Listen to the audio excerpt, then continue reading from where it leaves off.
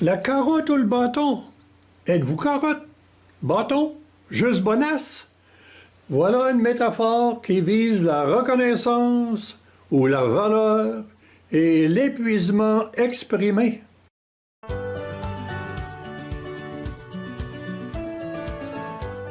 Avec les patates, la carotte est un des légumes les plus mangés dans nos pays.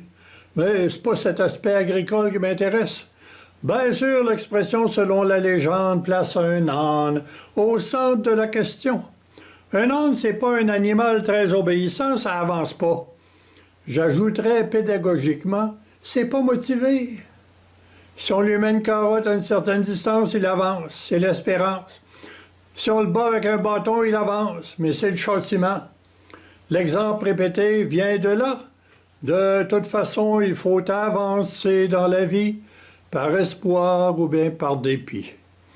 Est-ce que la carotte devant moi est assez grosse? Est-ce que j'en veux plus des carottes? Ou encore, est-ce que la société devrait m'en présenter tout un champ là, bien fertile?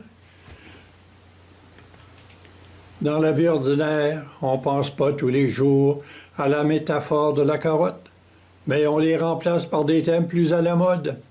Essayons de remplacer carotte par reconnaissance et bâton par épuisement. Hein?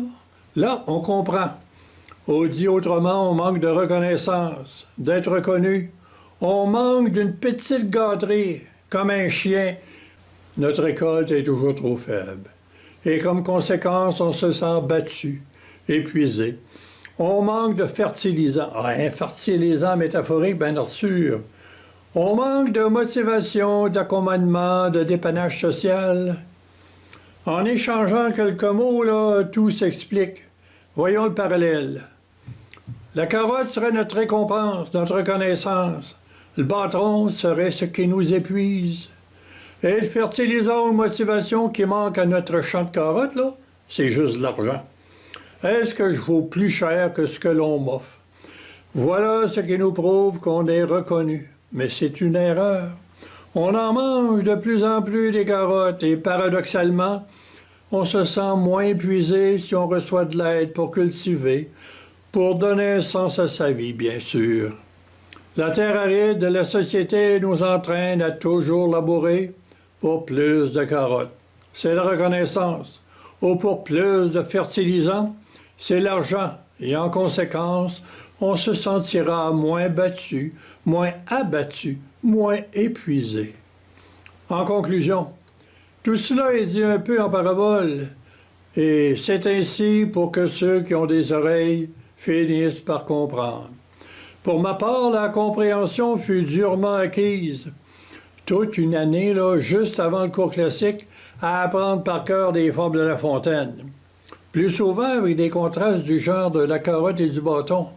On connaît le lièvre et la tortue, le renard et le corbeau, la grenouille qui veut se faire aussi grosse que le bœuf, le rat de ville, le rat des champs, les animaux malades de la peste, puis il y en a bien d'autres. On avait appris cette année-là 50 fables. Mais à bien y penser, peut-être que je suis plus dans les patates que dans les carottes. Avec l'âge, est-ce qu'on peut dire, comme De Gaulle, les carottes sont cuites? C'est une expression très différente. Elle signifie que la fin s'en vient. C'est toujours vrai qu'il y aura une fin, mais on n'est pas pressé, on peut y penser. Pensez-y.